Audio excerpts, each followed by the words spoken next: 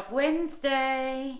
Well, hi everybody. I'm back today just to show you how I make my lovely warming country soup. So I've got all my ingredients laid out in front of me. So I'm just going to give you a quick run through of how I do that. The ingredients I've got today, I'm not actually whipping anything up, but hey, I couldn't think of anything else at Raw until Wednesday. So we've got about 3 rashers of streaked smoky bacon, 1 medium carrot, 2 onions, medium, and about half a bulb of garlic, 2 red peppers.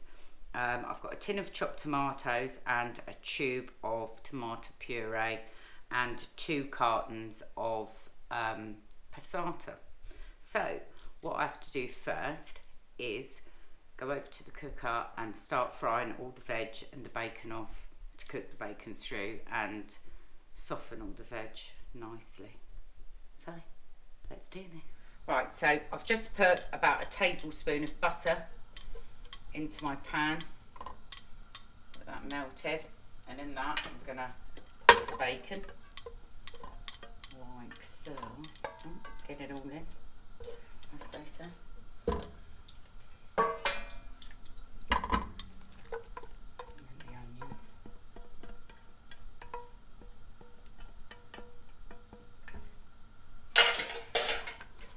Basically what we're doing now is just cooking the bacon through and softening all the veg so that when it goes into the blitzer, it blitzes a bit easier. I mean, I don't strain this soup through a sieve because I like a hearty, chunky soup,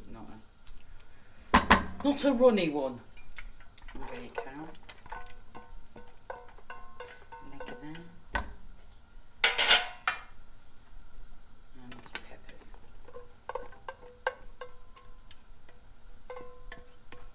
Very sizzly, is it? Where's the sizzle go? Where's my sizzle? Well, yeah, so we'll just give that a stir around and wait for the sizzle to appear. And when it does, we'll be on our way. So we have to leave this for probably about 10-15 minutes. Let it all soften down, and once it actually starts cooking, yeah. I'll just check the gas on. Yeah, the gas is on. Yeah, so we'll just leave that to do something. Yay! So as you can see, the sizzles happen. That's all softened really nicely. So what I'm going to do now is I'm going to pop some chicken stock pots in. Now, if you're vegetarian, of course, you don't have to put the bacon in.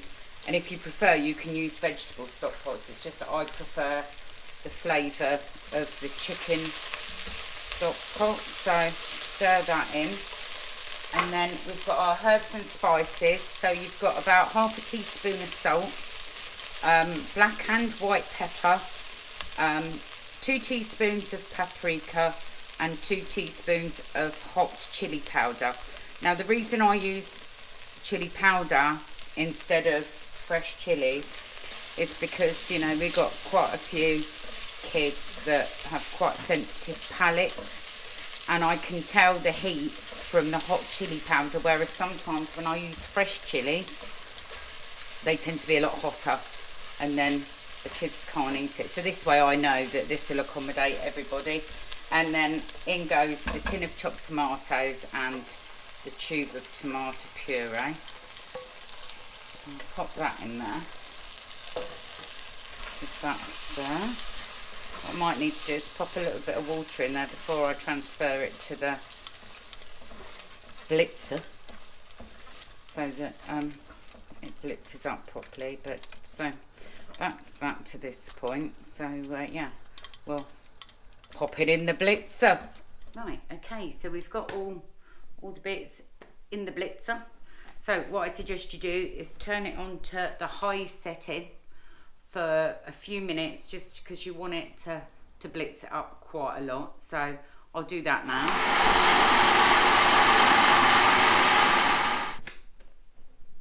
And a little bit more, I think, and use your own judgment, see how thick you want it or how chunky you want it.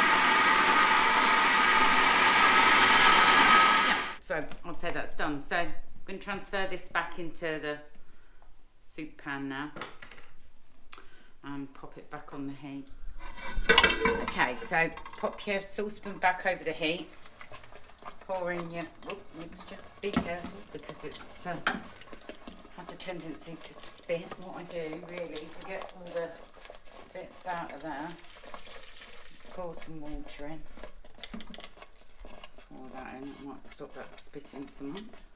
And then we're going to add cartons of passata. Now I use passata with herbs in. It just gives it a really lovely flavour. Give it a good stir.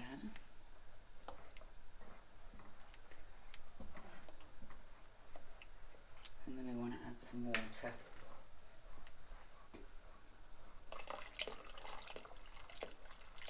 And then what we do now is bring that up to the boil and let it simmer for about 15 to 20 minutes. Yeah, and then I'll show you the next stage. Okay, so we've been on for simmering for about 15 to 20 minutes, so that's just about done now. So now it's ready to either dish up into bowls, serve with some nice crusty bread, or you can pop it in a Tupperware dish like what I'm going to do. Keeps good for 7 days in the fridge or about 3 months in the freezer. If you're going to do boil in the bag, then you know, pop it in your Mylar bag, seal your Mylar bag. Again, 7 days good in the fridge or 3 months in the freezer. What I will say is if you're going to use soup for boil in the bag, which is absolutely delicious I might add, especially when it's cold outside, take some cups, and once you've warmed your soup in the Mylar bag, pour it into the cup because it's much easier to dunk your bread in and have your soup. So yeah, so what I'm going to do is pop it in this Tupperware dish, and then we're going to have it for lunch tomorrow because it's always nicer the second day anyway. But I hope you enjoyed this video and found it a little bit useful maybe. I hope you give it a try because it is yummy. And if you want the ingredients, because I haven't really done a list, I've just told you, but if there's anything you missed, or you can just drop a comment in the comment box and I can post it on our Facebook page. So for now, I'll say goodbye and I'll see you very soon. Goodbye now. We're on a road to nowhere.